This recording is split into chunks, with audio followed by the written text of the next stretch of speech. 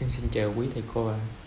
Bây giờ em xin mô phỏng hệ thống thông qua màn hình HMI. Nhóm em thiết kế với 4 màn hình chính, đó là Home, Menu, Manual và Auto. Ở màn hình Home, em đưa những thông tin chi tiết tên hệ thống, giảng viên hướng dẫn, xét sinh viên và vị trí chạm 1.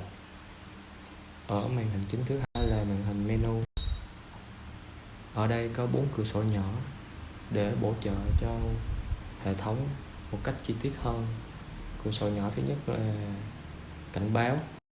Khi có các sự cố thì cảnh báo sẽ được đưa lên đây. Ở cửa sổ nhỏ thứ hai là khi hệ thống dừng, khởi động hay là sự cố thì các đèn ở đây sẽ báo. Nhỏ thứ ba là mô phỏng. Em chỉ muốn mô phỏng một cách khái quát về hệ thống. Cửa sổ nhỏ thứ tư là các trạng thái hoạt động của hệ thống. Ở màn hình chính thứ ba là manual. Ở đây mô phỏng các cấp độ của quạt dàn nóng, dàn lạnh, các cấp độ của máy nén. Khi muốn vận hành, tôi chỉ cần nhập nhiệt độ vào ở mục setting temperature. Chúng em quy định khoảng nhập nhiệt độ là từ 18 đến 30. Khi nhập ngoài khoảng này thì sẽ không nhận. Em nhập vào 20 độ. Lúc này để chạy vào hộp run stop, nhấn run. Máy nén, quạt dàn nóng, dàn lạnh sẽ khởi động.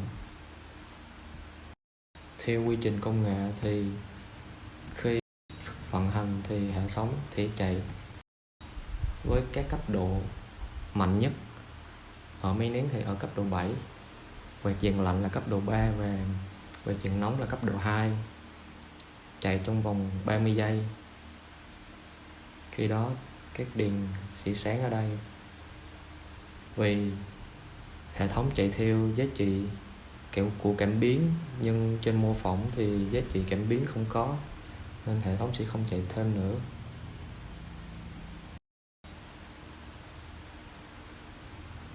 Xem trạng thái. Hệ thống đang chạy, đèn run sẽ sáng. Khi muốn dừng hệ thống, chỉ cần vào hộp run stop, mình nhấn stop thì hệ thống sẽ dừng lại. Run now là giá trị nhiệt độ hiện tại của phòng, nhận giá trị của cảm biến.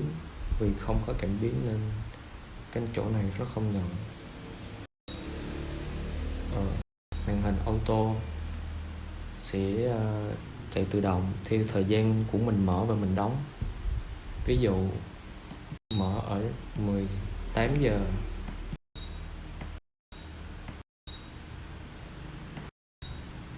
(19)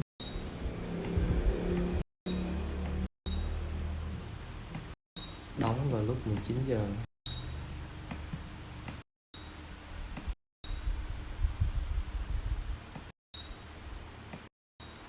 Khi này mình vào trạng thái hoạt động để xem vào lúc 18 giờ 19 hệ thống có khởi động hay không.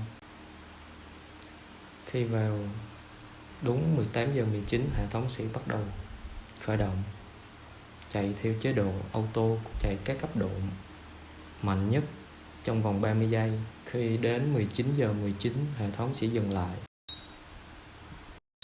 Các giá trị phút tụi em gán chung là 1, do đó nhập ở phút ở giá trị open time sẽ tự chuyển xuống giá trị close time. Bài thuyết trình về mô phỏng HMI đến đây của em để kết thúc. Em xin cảm ơn.